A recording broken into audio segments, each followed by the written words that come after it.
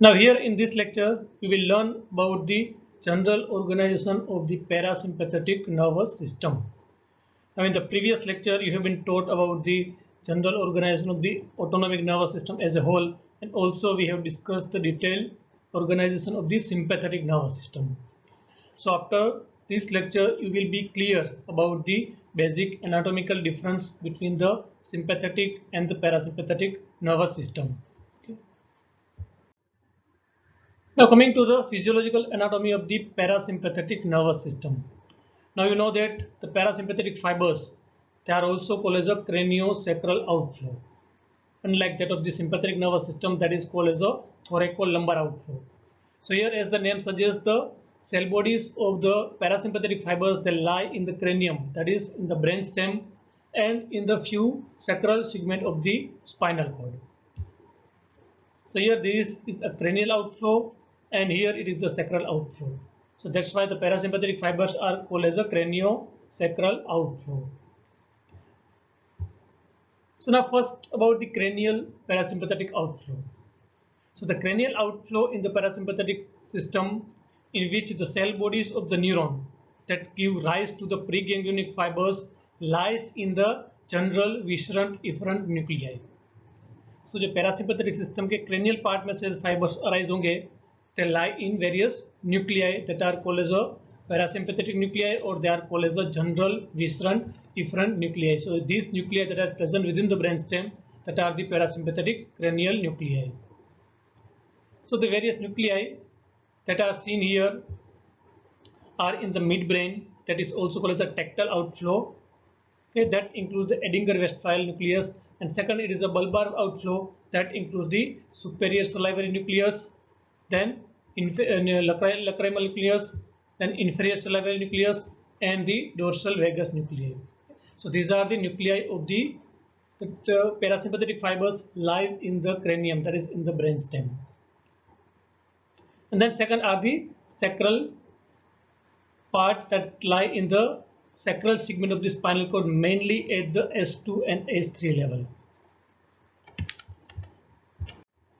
And here in the sacral outflow, those cell bodies that are present in the intermediolateral gray horn of the spinal cord, as we have seen in the sympathetic nervous system also, where the cell bodies of that thoracolumbar outflow that lie in the intermediolateral gray horn of the spinal cord. So there is a sacral sympathetic outflow that includes the pre and postganglion fiber both. Now, like that of the sympathetic fibers, this parasympathetic system is also under the influence of the higher centers, and mainly the hypothalamus.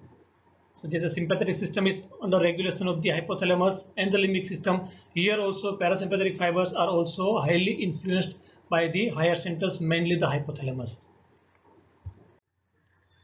Now then coming to the individual nuclei from which the parasympathetic fibers will arise, and then they will terminate over the target tissue. And the first and most important nuclei, it is the Edinger-Westphal nuclei. Now, it lies in the midbrain, and the preganglionic fiber from this Edinger-Westphal nuclei, they will pass through the oculomotor nerve, that is the third cranial nerve, and they will relay in the ganglion that is known as the ciliary ganglion. So from Edinger-Westphal nuclei, the fiber will pass to the oculomotor nerve. And from the ciliary ganglion, that is also called as a parasympathetic peripheral parasympathetic ganglion, the postganglionic fiber, they will leave the ganglia through the short ciliary nerves, and that will supply finally to the sphincter pupillae and the ciliary muscle. So here this Edinger-Westphal nuclei, they will give rise to the oculomotor nerve that will relay over the ciliary ganglion, and from where the postganglionic fiber finally they will terminate over the sphincter pupillae and the ciliary muscle through the short ciliary nerves.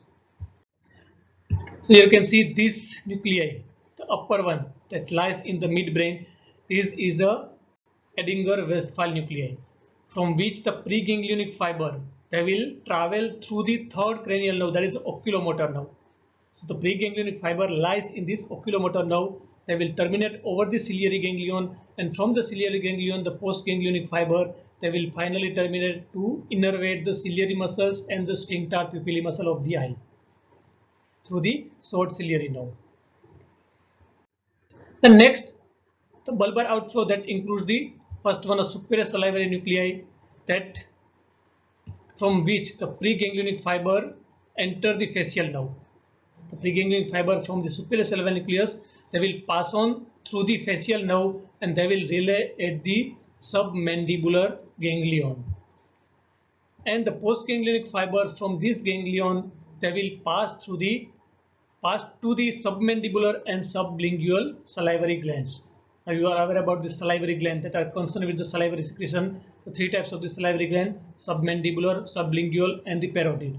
So the submandibular and the sublingual glands that are innervated by the facial nerve, okay, whose cell bodies lies in the superior salivary nuclei. Okay.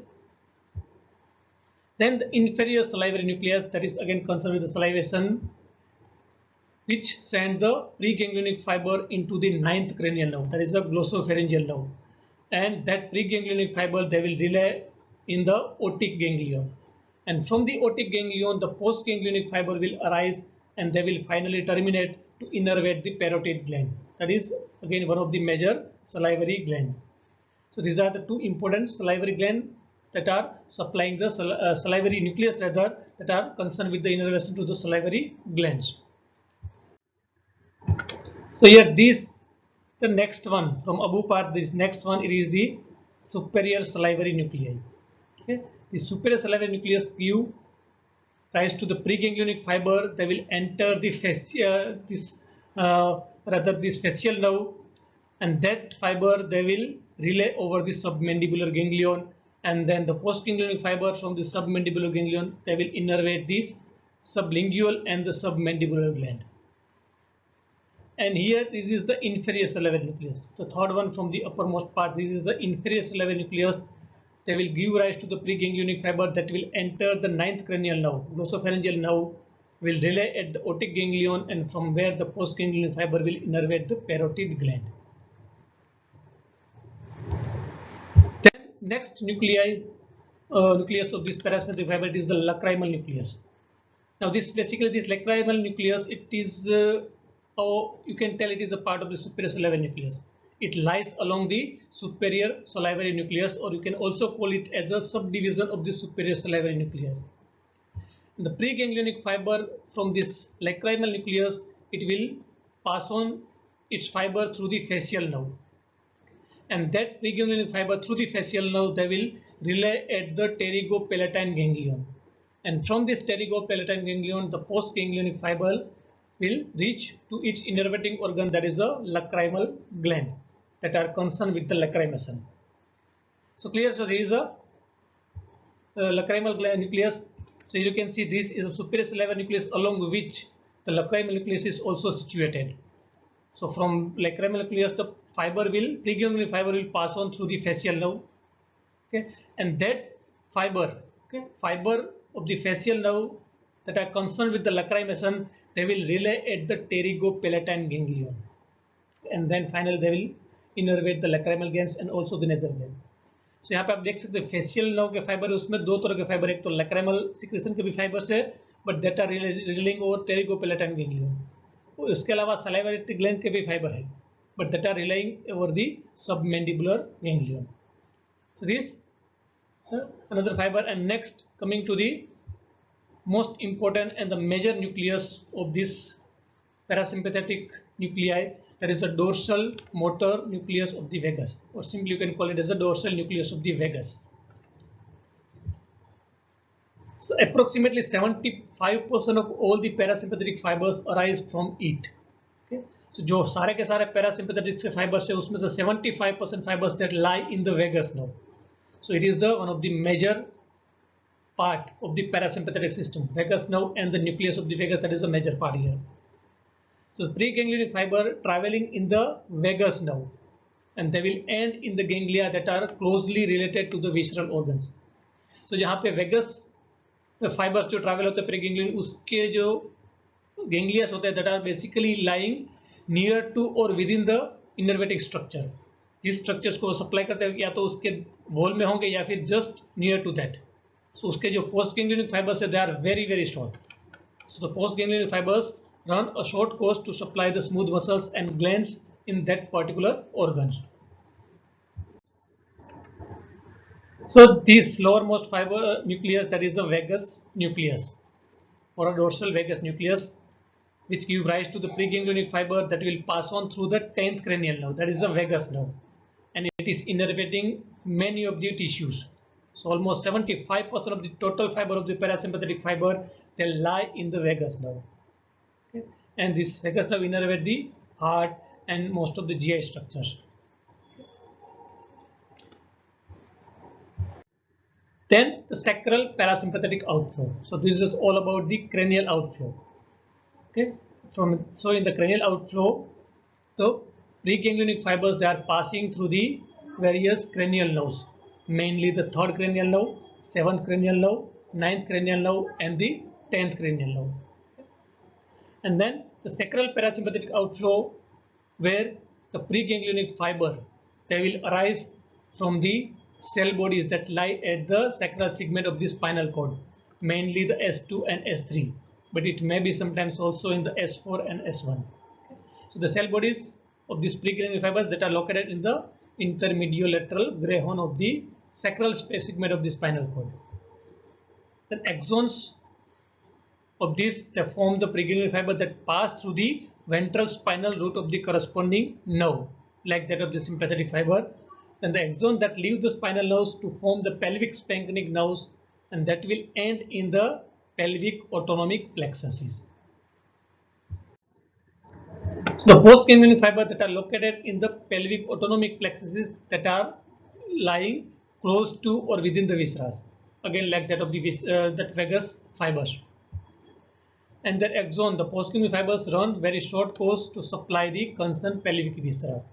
Okay. So the sacral segment of the spinal cord, basically it is concerned with the innervation to the various pelvic viscera, but also it is supplying to some of the GI tract tissues. So these fibers ends also supply the rectum, sigmoid colon, descending colon, and the left 1/3 of the transverse colon. Okay. So mainly they are concerned with the innervation to the pelvic viscera, but also it is supplying to the certain structure of the GI tract. So you can see this is the spinal cord, and this is the lowest segment of the spinal cord that includes the sacral segment. So from the S2 and S3 mainly, but it may be also from the S4. The preganglionic fiber from the intermediolateral gray horn of the spinal cord, they will arise, and through the pelvic splanchnic nerve, they will innervate the various pelvic organs and also certain tissue of this GI tract. So these all are the pelvic organs to which these fibers will supply, that include the bladder, the uterus, and the genitalia. So this about the various cranial fibers and also the sacral fibers. So this figure, it is just a summary of all these things that we have discussed here. So again, just I am briefing this. These parasympathetic fibers are also called as a craniosacral outflow. So this is the cranial outflow through that arise, whose cell bodies lies in the various nuclei that include the Edinger Westphal nuclei, superior cerebral nucleus, with that is a lacrimal nucleus, then the inferior cerebral nucleus, and then the vagus nucleus or a dorsal nucleus of the vagus, from which the preganglionic fiber through the 3rd cranial nerve, 7th cranial nerve, 9th cranial nerve, and the 10th cranial nerve, it will innervate the various tissues. Okay. And second is the sacral outflow from the S2 and S3. They are innervating the various pelvic viscera and also certain tissues of the GI tract. So clear? So this is the important aspect regarding the physiological anatomy of the parasympathetic nervous system, and I hope you understood this. Then just brief about the parasympathetic efferent fibers that are a sensory fiber that are important for a reflex arc. So the efferent fibers are a myelinated fiber that travel from the viscera, various viscera, to their cell bodies that are located either in the sensory ganglia of the cranial nerve, that means the nucleus that are lie in the brainstem, or they goes to the cell bodies that lie in the posterior root of the ganglia of the sacrospinal nerves. The central axons of these then enter the central nervous system and take part in the formation of the local reflex arc, or they may pass to the higher center of the autonomic nervous system. Now something about the interactions of the autonomic divisions. Though you will learn in detail about this in the further lectures also, but just have a brief look or a brief idea about the effect of the two autonomic divisions. Okay, how this sympathetic and the parasympathetic nervous system, they are having effect over the various tissues. Just we will see briefly, detail we will see in the further lectures. So the most of the visceral organs that are innervated by both the parasympathetic and the sympathetic fibers. So most of the viscera, whether the GI tract or pelvic organs or heart tissue, etc., they are innervated by both these fibers, sympathetic as well as the parasympathetic fiber. But at most of the place, the effect of this both the system, it is the opposite.